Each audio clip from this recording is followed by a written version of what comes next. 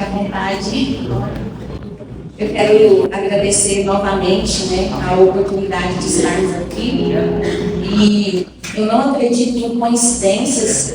Eu recebi um convite das irmãs em fevereiro e o Rogério veio depois e eu aceitei o convite do Rogério e não olhei a agenda.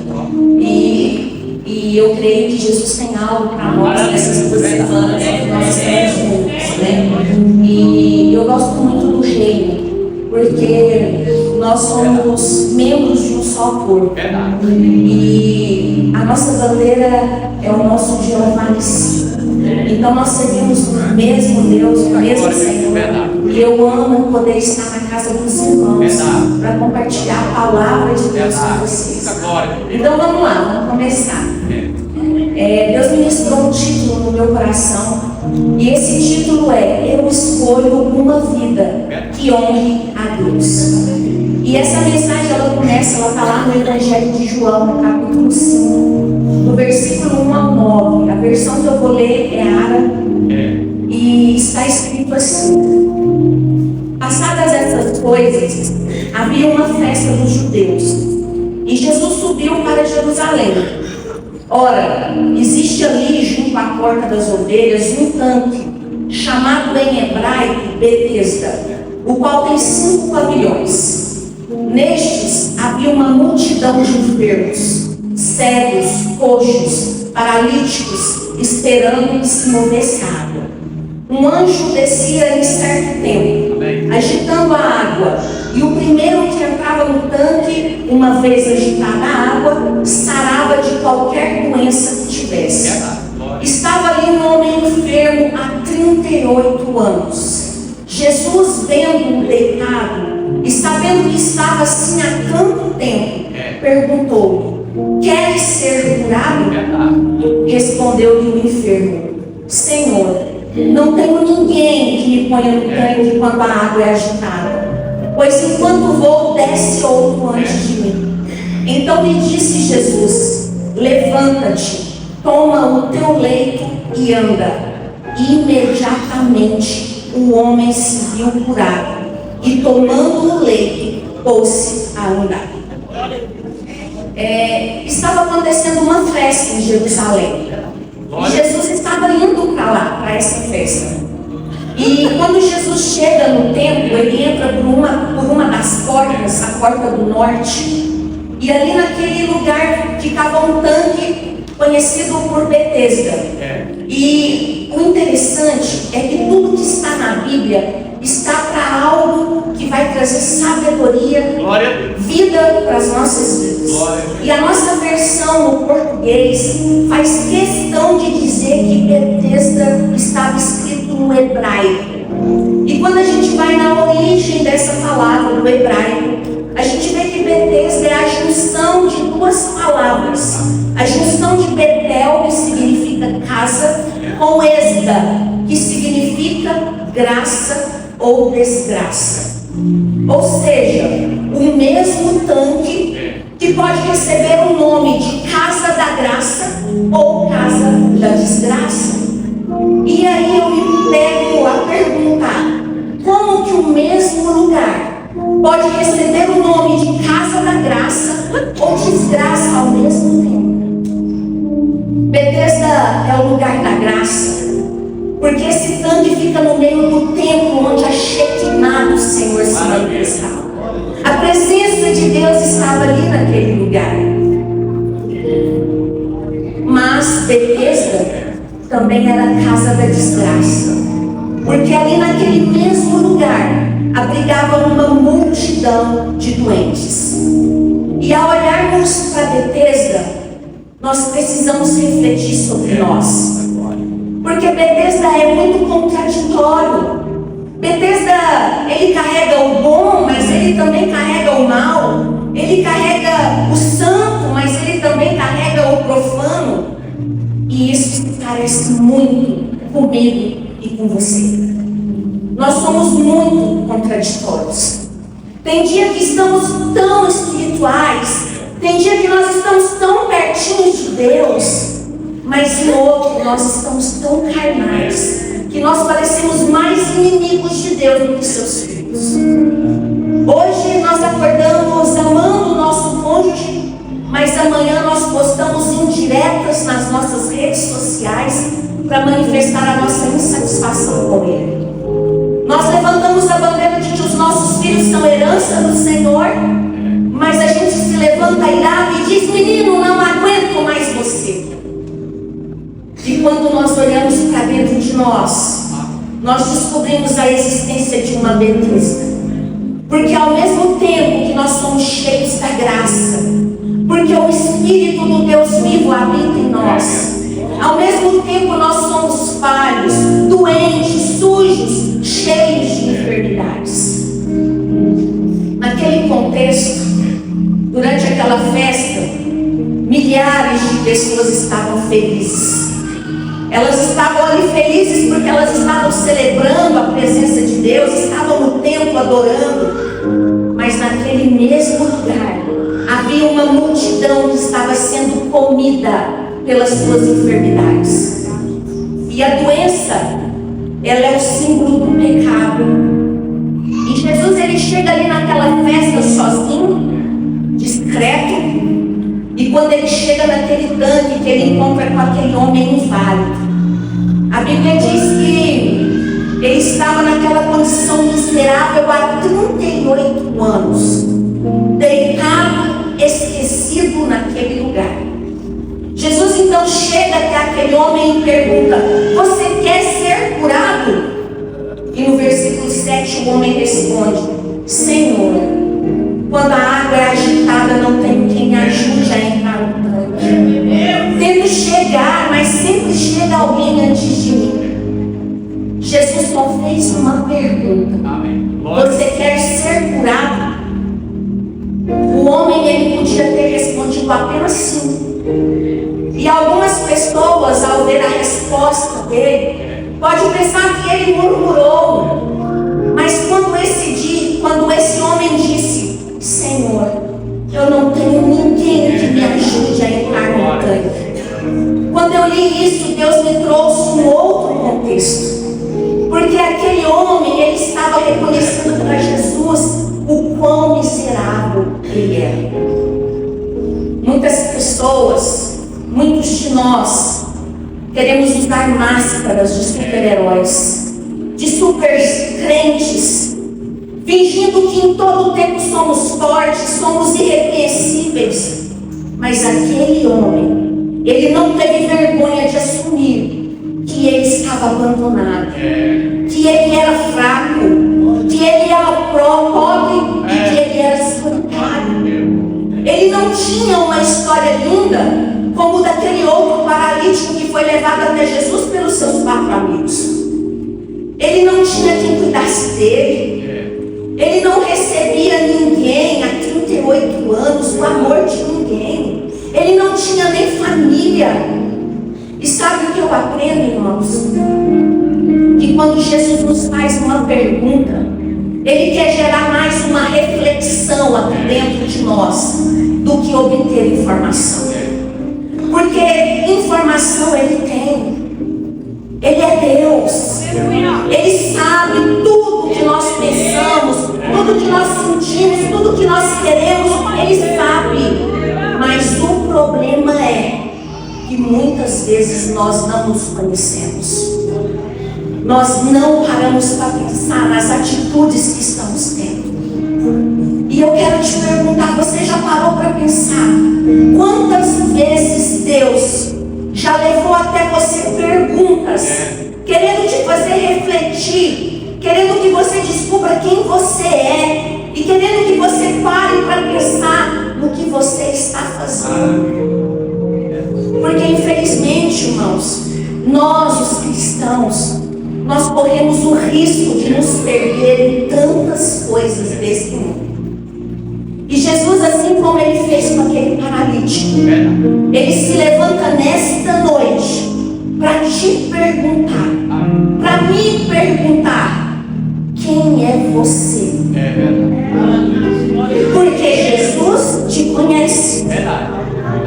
Mas com esta pergunta que Ele te faz, é para que você possa refletir sobre quem você você é. Jesus, ele sabia que o paralítico devia ser curado. Afinal, gente, aquele homem estava ali há 38 anos e ele não desistiu de receber o seu milagre. Só que Jesus, ele queria ouvir da boca do paralítico a sua resposta. E quando aquele homem fala como ele se sente, Jesus o acolhe. Jesus aceita a sua condição de miserável. Jesus não despreza o paralítico. Quando ele reconhece que ele nada era, que ele nada tinha e que ele não era amado por ninguém, Jesus o acolhe. E depois de ouvir o paralítico, Jesus vira para ele e fala: levanta-te, pega a tua cama e comece a orar.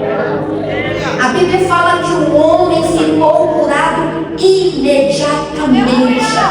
Ele pegou a sua cama e saiu dali. Não é para qualquer pessoa ter tanta esperança como aquele paralítico. Porque poucos de nós talvez teríamos resistência para tanto sofrimento e ainda continuar crendo que um dia ele poderia ser curado. Aquele homem estava lá durante 38 anos. Fazia chuva, fazia sol. Durante o dia, o sol era escaldante, durante a noite era frio. Mas ele não perdeu a esperança de receber o seu milagre. E eu quero te dizer que Deus ama ver esperança em nós. Deus ama ver esperança em nós, irmãos. E Deus quer que a gente conheça a força que existe em nós.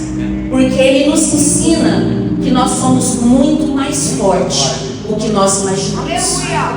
Muitas vezes nós nos sentimos como aquele homem. Nos sentimos abandonados. Nos sentimos sem valor, incapazes, esquecidos. Mas a boa notícia é: o que a gente sente não muda a forma como Deus nos enxerga. Porque Deus, Ele nos vê da forma que Ele nos criou. Então, quando Ele olha para mim e para você, Ele vê a força, a ousadia, a coragem que Ele depositou dentro de nós quando Ele nos criou. E às vezes nós pensamos que não vamos aguentar mais. Mas Deus quer que saibamos que Ele conhece as nossas dores. E Ele quer nos dizer que somos mais fortes do que pensamos e que somos fortes o suficiente para não desistirmos. Tem irmãos aqui que estão sofrendo há muitos anos. E Deus me manda te falar que Ele não é indiferente à sua vida. Eu estou aqui para te dizer que você não foi esquecido por Deus. Sabe, irmãos, o pecado ele tem uma característica. Ele é injusto. E essa injustiça do pecado, ela nos impacta de uma forma muito grande e muito direta. Porque muitas vezes, quando nós estamos sofrendo, quando nós estamos passando por situações difíceis, nós questionamos a Deus. Nós queremos uma boa justificativa do porquê de tudo aquilo que está acontecendo com nós.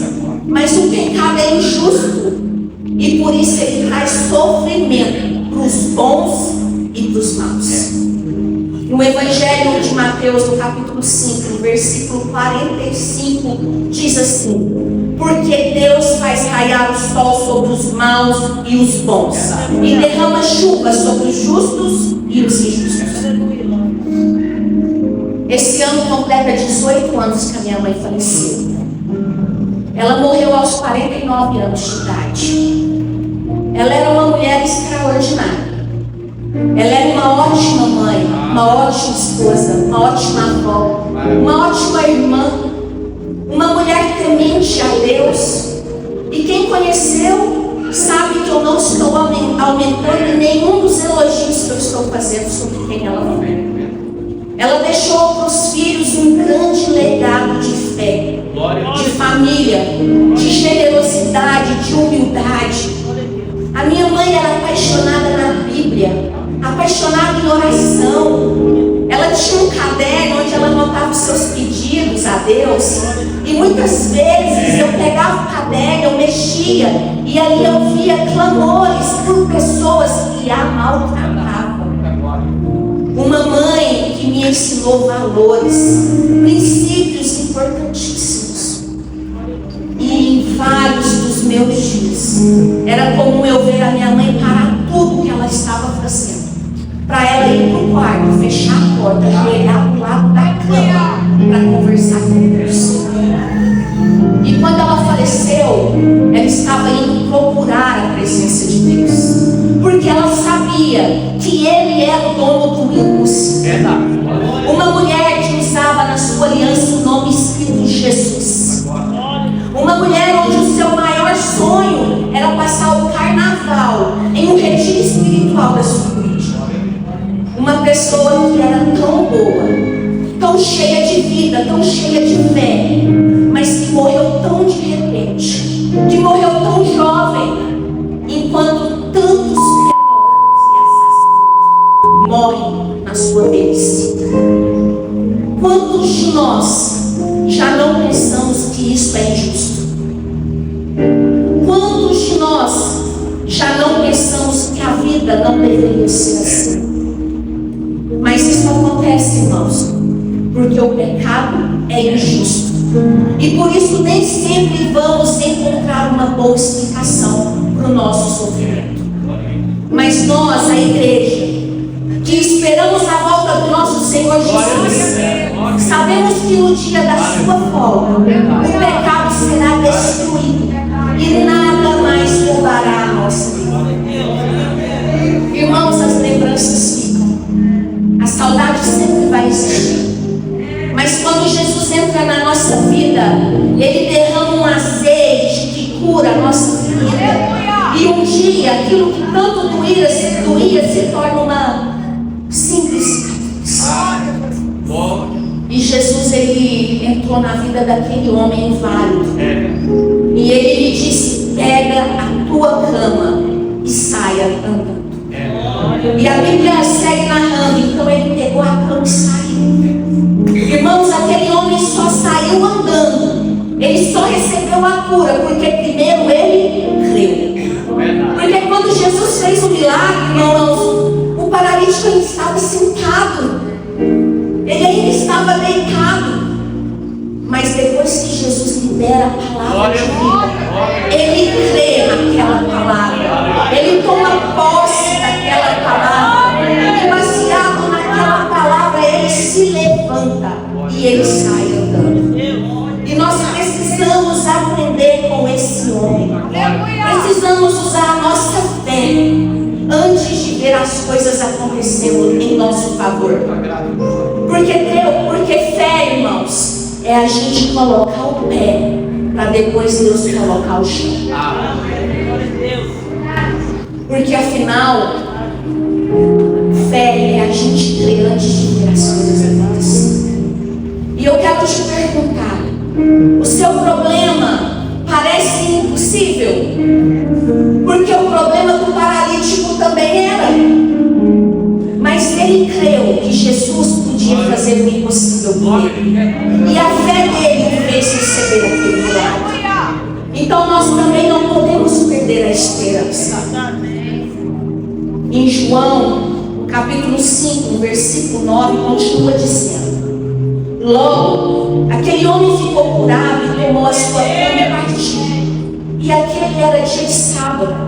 Então alguns judeus pararam aquele homem que havia sido curado e lhe disseram: é sábado, não é lícito carregar a tua cama. E ele respondeu-lhes: aquele que me curou, ele próprio me disse: toma a tua cama e anda. Então perguntaram: quem é o homem que te disse: pega a sua cama e anda? Mas o paralítico não sabia quem ele era, porque Jesus havia se retirado em razão de naquele lugar haver uma grande multidão. Jesus, ele chegou discreto, de de forma silenciosa. E no secreto Ele cura aquele homem. Jesus não quis a atenção de ninguém. Depois Jesus some no meio da multidão. Irmãos, mas quando os fariseus vêm, eles ficam loucos. E aí eles querem perseguir aquele que curou o sábio, aquele que fez um milagre naquele homem. Os fariseus não se preocupavam e nem se alegraram com o curado de 38 anos paralítico. Mas o homem deixou muito claro: eu não sei quem era ele, eu só sei que ele me curou. E infelizmente, irmãos, muitas pessoas dentro e fora das igrejas, eles acreditam que para receber algo de Jesus precisam ter um bom currículo. Mas, irmãos, Jesus é Deus, independente de quem você é e de quem eu sou. Ele nos ama independente do que nós fazemos ou do que nós já fizemos. Ele nos ama independente da circunstância difícil em que nos encontramos. Irmãos, nós precisamos sim corrigir os nossos erros. Nós precisamos sim buscar uma vida que honre e glorifique o nome de Deus. Mas Jesus também ama aqueles que ainda não o conhecem. Em João 5, no versículo 14, diz assim: mais tarde, Jesus encontrou o homem no templo e comentou: você está com uma ótima aparência, está muito bem, mas não volte para a velha vida de pecado, porque algo pior poderá lhe acontecer. O homem então foi contar aos judeus que a pessoa que o havia curado era Jesus. O homem que recebeu o milagre, que antes não conhecia Jesus, mas que naquele encontro no templo, durante aquela pequena conversa, ele então percebeu que quem o havia curado era o Messias, o prometido para vir à terra e resgatar a humanidade. E o lindo é que não só aquele paralítico foi alcançado, porque toda a multidão que viu aquele milagre, eles também passaram a crer que Jesus era o Filho de Deus. Irmãos, é impossível a gente ter um encontro com Jesus e a nossa vida continuar a mesma. Quando Jesus entra na nossa vida, Ele nos transforma para que nós sejamos sua testemunha. Jesus, Ele não entra nas nossas vidas apenas para mudar a nossa condição. Sim, Ele quer te abençoar. Sim, Ele quer te transformar. Ele quer te curar, te libertar. Ele quer te salvar. Mas Ele também quer que você seja testemunha dele, para que outras pessoas olhem para você e vejam que o que Ele fez por você, Ele pode fazer por eles também. Em João 10:10, Jesus diz: eu vim para que tenham vida e vida em abundância.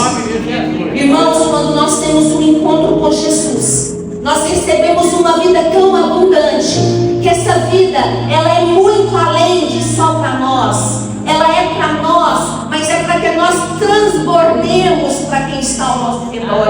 E não só para quem está ao nosso redor, mas para que aonde a gente vá, a gente transborde da abundância que Ele nos deu. E eu te faço uma pergunta: você aceitou Jesus? Porque se sim, a forma com que você tratava as pessoas precisa ter mudado. Porque é impossível ter um encontro com Jesus e continuarmos vivendo como se nós ainda estivéssemos nas trevas. Você encontrou Jesus? Então, se você roubava, não roube mais. Se você mentia, não minta mais. Se você adulterava, não adultere mais. Se você era arrogante, seja humilde. Você encontrou Jesus, mas o seu cônjuge cônjuge ainda não?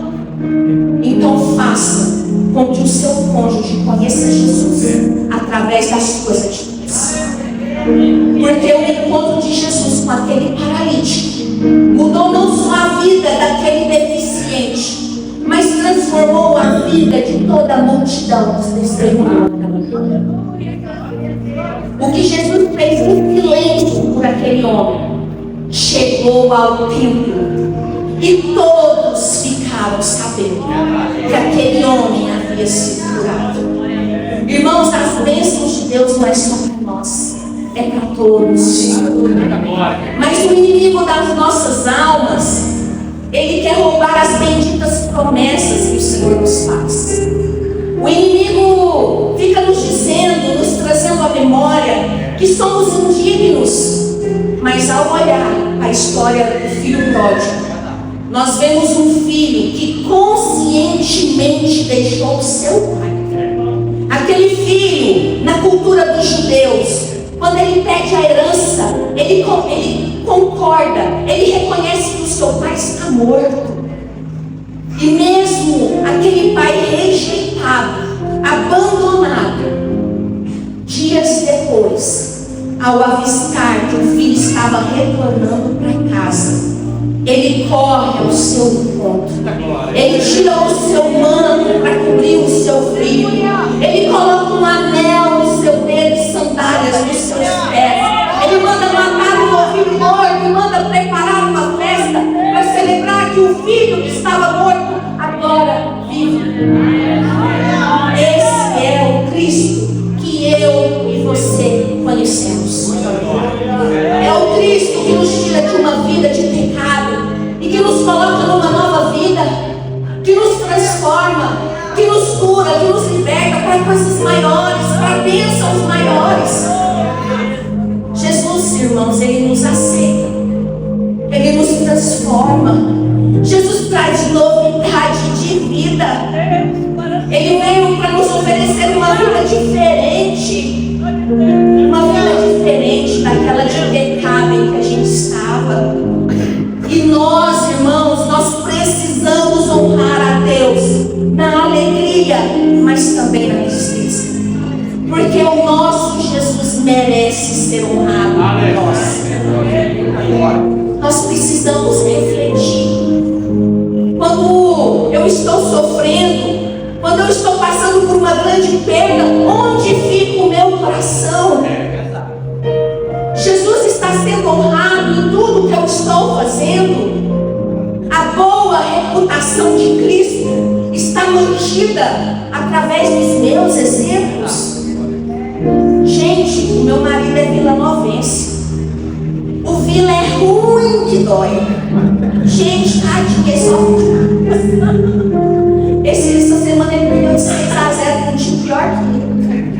Mas eu te pergunto, por que o Vila é ruim? O Fred deixa de torcer por ele? Não, porque o Fred ama. Agora, quando acontece algo de ruim com nós, algo às vezes que nós podemos nos agarrar e superar, a gente quer virar as costas para um Deus bondoso, para um Deus de amor, para esse Deus. Sabe, irmãos, cristianismo é muito mais do que ir na igreja. Cristianismo é prática. Ele precisa ser vivido não só nos domingos aqui dentro, mas é de segunda a segunda lá fora.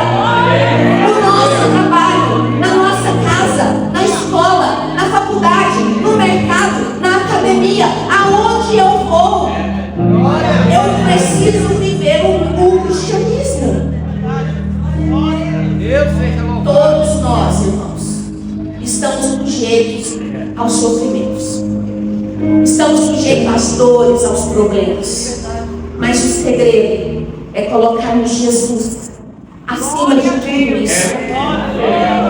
Porque quando as pessoas nos ofendem, nós não precisamos saber o problema que elas têm. Porque nós só precisamos lembrar o que a gente carrega. A forma como eu vou agir não pode depender da forma como que as pessoas me tratam. Muitos cristãos têm um pensamento e um comportamento muito errado. Eles pensam assim: ah, se me tratarem bem, eu também trato. Se me honram, eu honro. Se me desonram, eu desonro. Se me ofendem, eu não levo desaforo para casa. Mas sabe, irmãos, nós não dependemos da forma que as pessoas nos mostrar. Nós precisamos reagir de acordo com o que nós carregamos aqui. E eu quero compartilhar com vocês algo que me aconteceu 2 dias depois do lançamento do meu livro. Eu estava muito feliz, porque eu senti que eu entreguei para Deus aquilo que Ele me pediu. Eu estava muito feliz. E 2 dias depois, eu recebi uma mensagem pelo WhatsApp, onde a pessoa me ofendia muito. E essa pessoa, ela queria tanto me atingir, que ela escreveu assim para mim: coloca no seu livro também as mentiras que você prega no altar, as coisas que você fala, mas que você não vive. Na hora, irmãos, que eu li, eu senti de tudo. Eu senti vontade de vomitar, eu senti dor de barriga, o meu coração disparou, eu fiquei com raiva, me deu um sentimento de injustiça, porque essa pessoa não me conhece. Essa pessoa nunca foi na minha casa, ela nunca tomou um café comigo, ela nunca conviveu comigo ou com a minha família. Porque, irmãos, quem pode falar que a gente vive ou não o que nós pregamos é aqueles que convivem com nós no dia a dia. A minha família pode dizer, os meus amigos íntimos podem dizer, mas ela não pode, ela não me conhece. E Satanás, ele sabe muito bem onde nos atacar, para nos abalar, para roubar a nossa alegria. Porque quem me conhece de verdade sabe o grande zelo que eu tenho com a palavra de Deus. E sabe como que eu busco verdadeiramente viver aquilo que eu prego. Irmãos, teve um dia que o pastor Edson me mandou uma mensagem, eu cuido do ministério infantil da minha igreja, e ele falou assim: Elaine, eu queria que você ministrasse um curso de finanças para crianças. Me mandou todo o material é lindo, eu olhei. Eu falei: pastor, ministro não? Ministro de jeito nenhum. Você sabe por quê? Porque eu gasto mais. Como é que eu vou ensinar para esses meninos que eles têm que economizar? Eu não economizo. Como é que eu vou, pastor, hipocrisia? Eu falei: tem minha irmã Ivânia, ela é boa nisso. Põe ela para ministrar para as crianças. Eu não preciso. O dia que eu souber poupar, o dia que eu souber economizar, o dia que eu viver uma finança digna, eu ministro. Então, na hora, irmãos, eu pensei de dar uma boa resposta no nível da pessoa. Mas então o Espírito Santo me lembrou quem eu era e que eu deveria dar para aquela pessoa não o que ela merecia ouvir, mas o que eu tinha para dar. Então eu respondi assim para ela: me perdoa por qualquer transtorno que eu te causei. Nunca foi minha intenção de trazer nenhum tipo de prejuízo. Mas você pode ficar tranquilo que tudo que estiver ao meu alcance, eu farei para resolver. E nesta noite, irmãos, uma nova reflexão precisa queimar aqui no nosso coração. Como temos respondido às provas que nós temos passado? Como nós temos reagido aos maus tratos que nós temos recebido? Porque quando eu recebo humilhação, quando eu sou julgada, a forma que eu vou reagir a isso só vai revelar quem eu sou. Não importa como as pessoas me tratam. Eu preciso me preocupar com a forma como eu me comporto diante das pessoas. Porque depois do meu encontro com Jesus, eu decidi honrar aquele que me criou, aquele que me resgatou, aquele que me salvou e aquele que vai voltar para me buscar. Irmãos, nada justifica o mau comportamento do cristão. As nossas atitudes irão apenas revelar o que está no nosso coração. quando estivermos diante das nossas dificuldades, eu quero te motivar a olhar para a cruz e a enxergar aquele Jesus que apanhou, que foi machucado numa quinta-feira santa, aquele Jesus que chegou diante de Pilatos e que mesmo com o rosto ensanguentado, Pilatos conseguiu reconhecer que Jesus era o Filho de Deus, e Pilatos tentou tirar Jesus da cruz. E Cristo, irmãos, no seu maior momento de humilhação e de dor, mesmo no meio de tanto sangue e hematomas na sua face, ainda assim ele manteve o semblante de um Deus santo. E nós, irmãos, nós também podemos enfrentar as humilhações, as dores, de acordo com a genética que nós recebemos dele. Irmãos, o mundo precisa ver Jesus em nós. Nós queremos mudar a nação. A mudança da presidência é apenas um detalhe, porque eu e você, que carregamos o DNA de Deus, nós podemos transformar a realidade ao nosso redor. O bem, irmão, sempre foi maior, mais forte do que o mal. Mas o bem precisa se revelar ao mundo. Eu gosto de uma frase que diz assim: eu não me preocupo com o barulho do mal, mas sim com o silêncio dos bons. Quando alguém nos trata mal e a gente reage com o bem, nós estamos revelando para o mundo a luz que as pessoas precisam.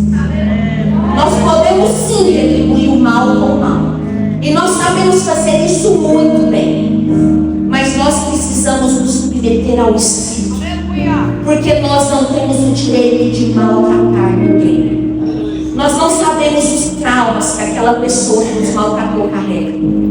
Às vezes a agressividade dela é o grito de uma alma que não consegue mais sofrer tanto. E como temos tratado as pessoas? Porque a forma como vamos tratar as pessoas honra ou desonra a Deus. O que você vai querer ser a partir de hoje, já que você descobriu que você é Betesda? Betesda foi a desgraça daquele paralítico que eu disse por 38 anos. Mas quando Jesus chega naquele ambiente, apenas uma conversa de poucos minutos foi o suficiente para transformar aquele lugar na casa da graça. O que transforma a nossa casa da desgraça para a graça é a presença de Cristo. E eu estou aqui nesta noite para te pedir algo. Não desiste não. Você é mais forte do que a sua dor. Não desiste não. Porque você pode estar como aquele paralítico há 37 anos e 11 meses esperando a sua bênção, e ela pode estar muito perto de você. Jesus está chegando despercebido, mas Ele está vindo na sua direção para trazer o seu glória. E nós, irmãos, nós somos um vaso que quebrou na mão do oleiro. Mas o oleiro, ele pega os nossos cacos e ele pode nos refazer de novo. Ele pode fazer de nós novas criaturas. Porque o sangue de Cristo chega até nós para mudar as nossas vidas.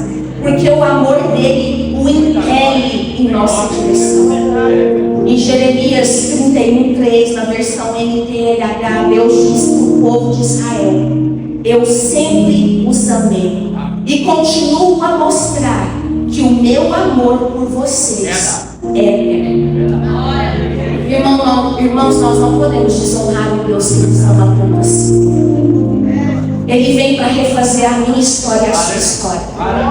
E Ele quer nos transformar, para que a partir da nossa mudança, a gente também transforme a vida das outras pessoas.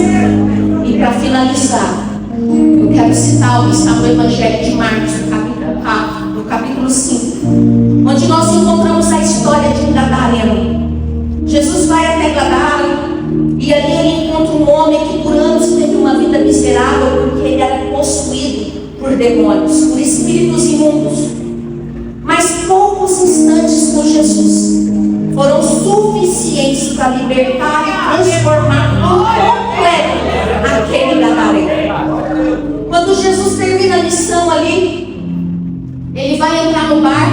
seguir a sua viagem. Então aquele homem que agora estava curado, liberto, cheio de vida, cheio de alegria, ele vai até Jesus e lhe suplica. Ele diz: mestre, deixe-me ir contigo. Mas Jesus lhe respondeu: vá para a sua casa, para a sua família, e anuncie-lhes o quanto o Senhor fez por você e o quanto Ele teve misericórdia de você. Então aquele homem foi e anunciou na sua cidade o quanto Jesus havia feito por ele. Irmãos, a nossa vida precisa ser um testemunho. A transformação que Cristo fez em nós precisa ser anunciada aonde a planta dos nossos pés tocar. Nós precisamos anunciar através da nossa vida o amor, o poder, a libertação e a salvação que só existe em Cristo Jesus. Irmãos, eu queria que vocês ficassem de pé. Eu queria fazer uma oração com vocês. Senhor, então nós estamos aqui porque te amamos, Pai. Eu quero te pedir, Espírito Santo, assim como o Senhor prometeu ao teu povo, vem sobre a tua igreja agora. Espírito Santo, o Senhor é aquele que cura, que salva, que restaura, que liberta. O Senhor é aquele que faz o paralítico rodar, o cego enxergar.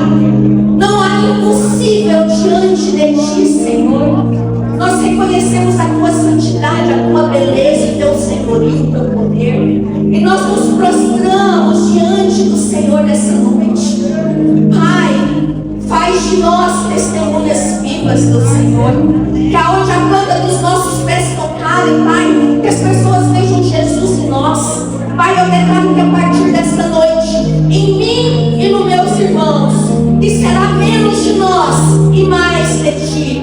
Menos inveja, menos cobiça, menos ira, menos orgulho, menos ego, Senhor, e mais de ti, mais amor, mais misericórdia, mais compaixão, mais santidade, Senhor. Nós queremos te expressar, Jesus, assim como o apóstolo Paulo diz: sejam como estrelas brilhando no céu, no meio de um mundo perdido. Senhor, eu assim declaro que nós seremos ousados, íntegros, santos, apaixonados pelo Senhor, Pai. Nós te amamos, te precisamos, não somos nada sem a tua presença. E te agradecemos pela tua palavra, que ela é viva, que ela é poderosa, que ela cura e que ela nos dá vida e vida com abundância. Assim como o Senhor fez na minha vida, Senhor, que essa mesma unção escorra sobre a vida dos meus irmãos. Em nome de Jesus, aquilo que o Senhor me deu, eu compartilho para que gere vida de Deus, Senhor. Em nome de Jesus, para a glória do seu nome, Jesus. Somente a tua glória.